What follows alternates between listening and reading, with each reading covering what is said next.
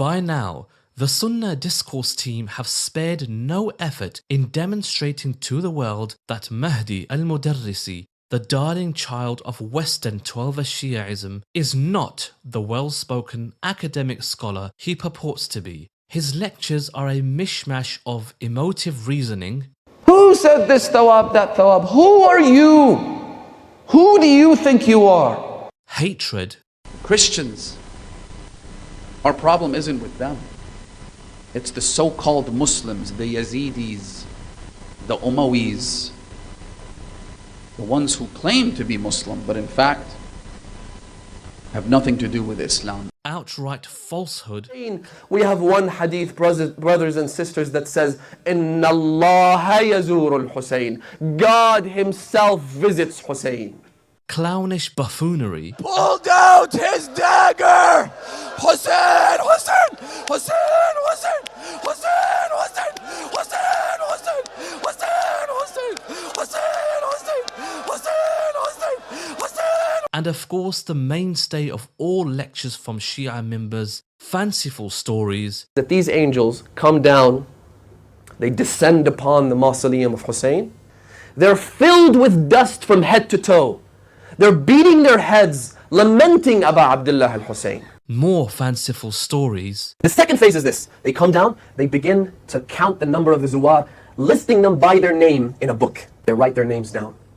After that, the hadith says, وَيَسِمُونَهُمْ, that these angels mark the faces of the Zuwar of Imam al-Hussein. They write, they inscribe something across their foreheads.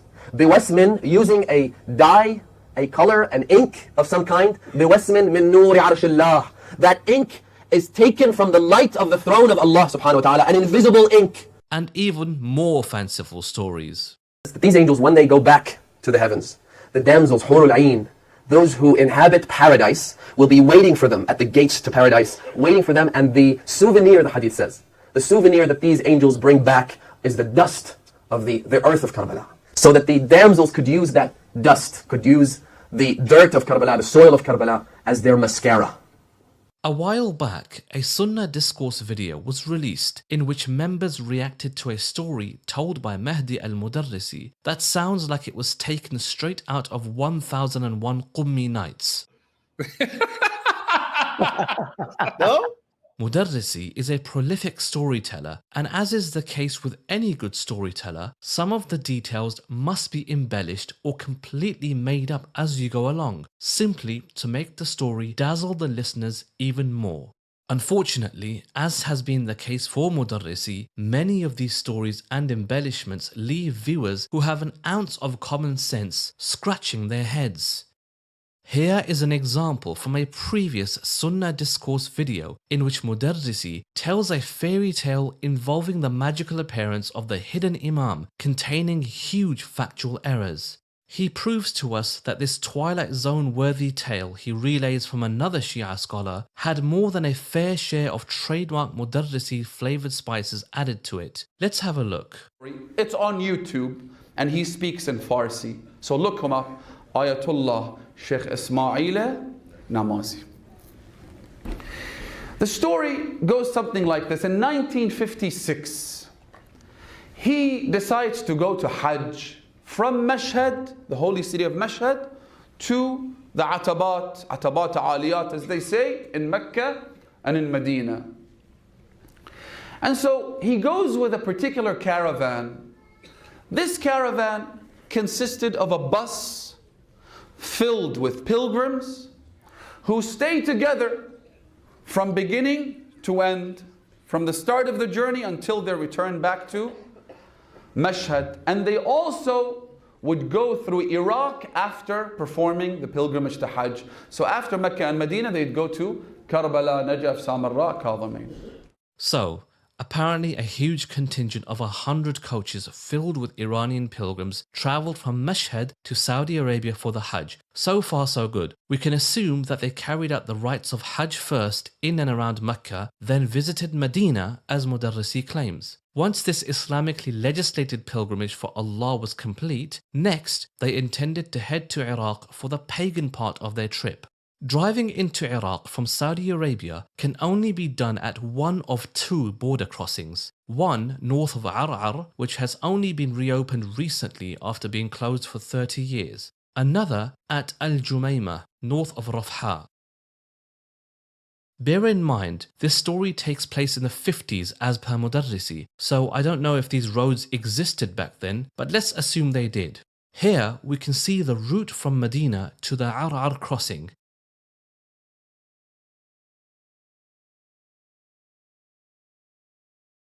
And here to the Al-Jumaymah crossing. Pretty straightforward. However, here is the interesting tidbit of information Modaressis throws into this fictional story to make it even more fictional. He says, we performed Hajj, we performed the rituals of the pilgrimage, we went to Medina, now we're getting ready to head towards Iraq. To go to Iraq from Medina, from Mecca, you have to go through a stretch of desert called Al-Rub' al-Khali, the empty quarter. The empty quarter, you can look it up on Wikipedia. It is the largest contiguous desert stretch in the world. Okay, so here's Wikipedia, and here is a location map. Bruv, this is Rub' al-Khali, i.e. the empty quarter, all the way down here. To go to Iraq from Medina, from Mecca, you have to go through a stretch of desert called Al-Rub' al-Khali, the empty quarter. But wait, maybe this map was drawn by a Wahhabi Nasibi, so let's check a few more just to be sure.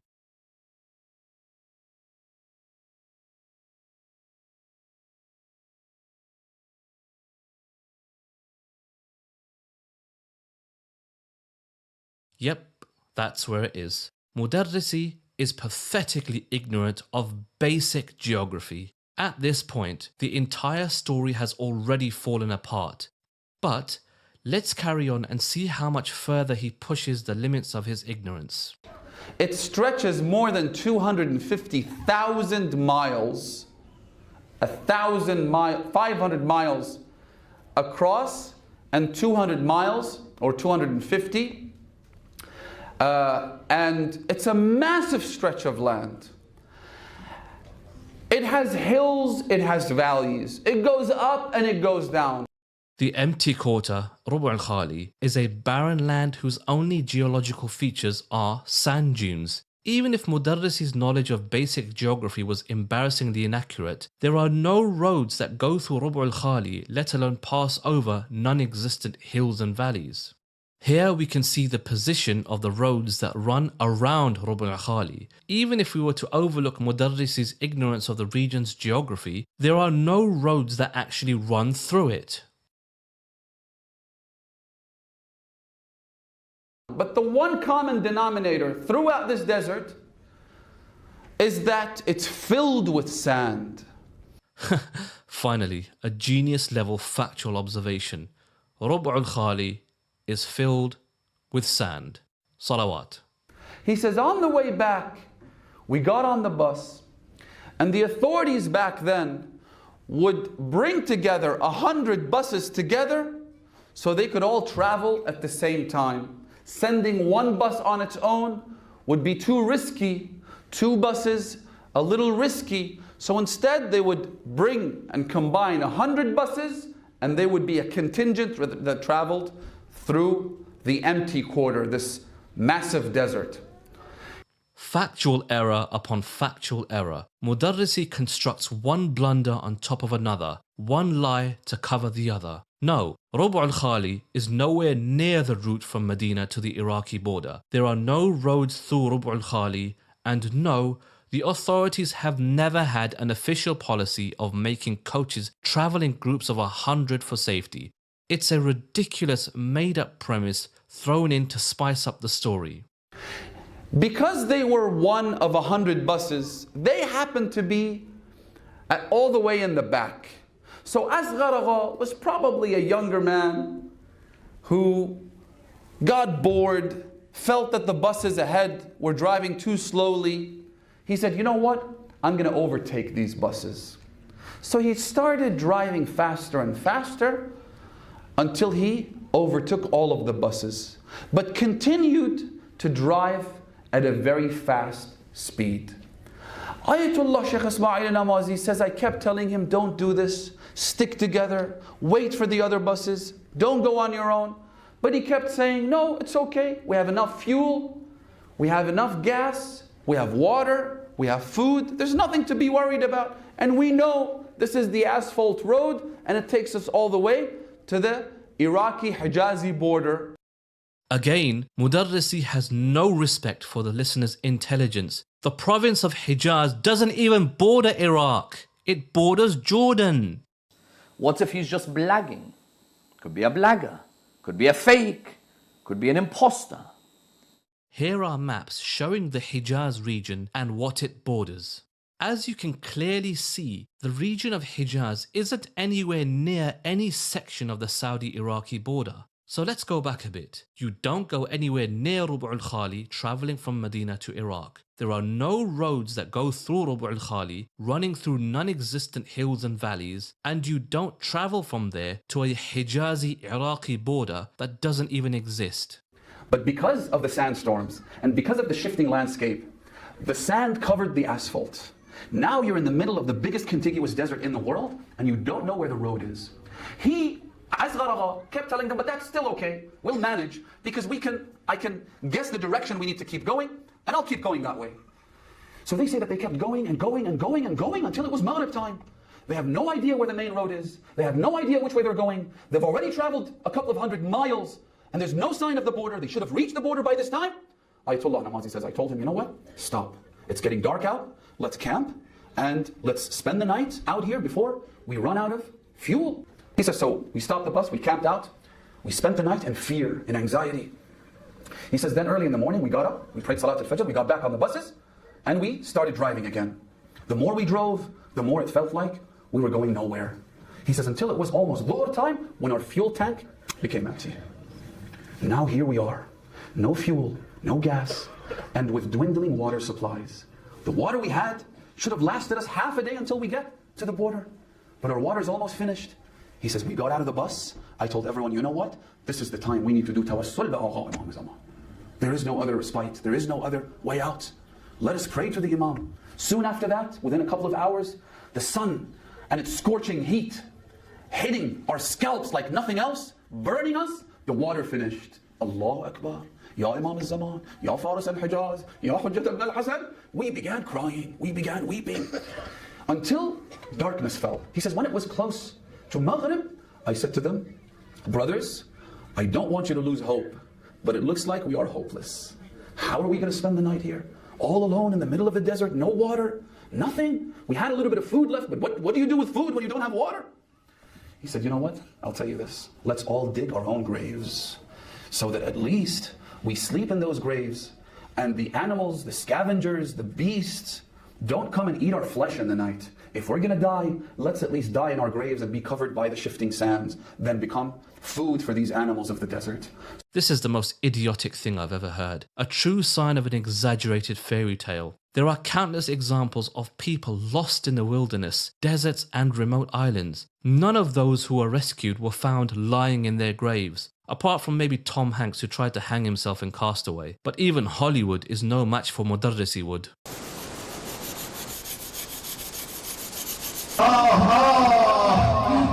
He says that with our graves dug, we spent the night in prayer, invoking the name of the Imam, supplicating to him until it was close to Fajr.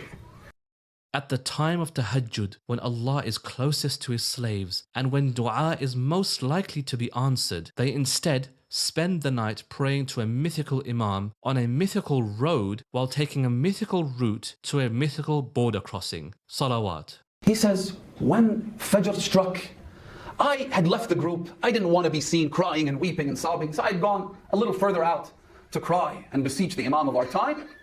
He says, suddenly I looked up and there was a Bedouin man approaching from nowhere, out of the blue as they say. A Bedouin man approaching with 12 camels. He says, To me, this was very strange, but not strange enough to be occupied with the idea that we are in the middle of the desert. There's no civilization to be seen anywhere near. Where is this man coming from? Where is he headed to? I had no idea, but I had my own problems. He says, as soon as I saw him, I walked up to him. I said, Assalamu alaikum. He replied by saying, Wa alaikum assalam wa rahmatullahi wa barakatuh. He then says, I looked at him. He was the most beautiful person I had ever seen. I saw his khal, he said. I saw the whiteness of his face. I saw that beautiful flowing beard of his.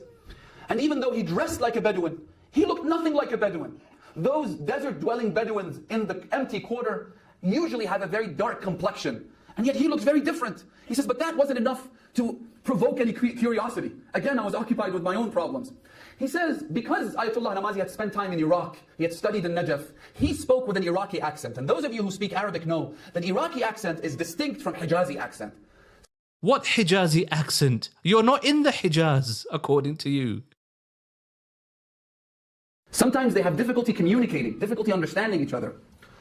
And we have a hadith that the Imam of our time would speak to people in their own dialect, in their own language. We have a hadith where the Imam spoke to a man from Iran with a Mashhadi Persian accent. We have a hadith where the Imam would speak in a Syrian and Lebanese accent, to those who were Syrian and Lebanese from Sham. We have a hadith that the Imam spoke in Hebrew. The Imam spoke in different languages depending on who he was talking to.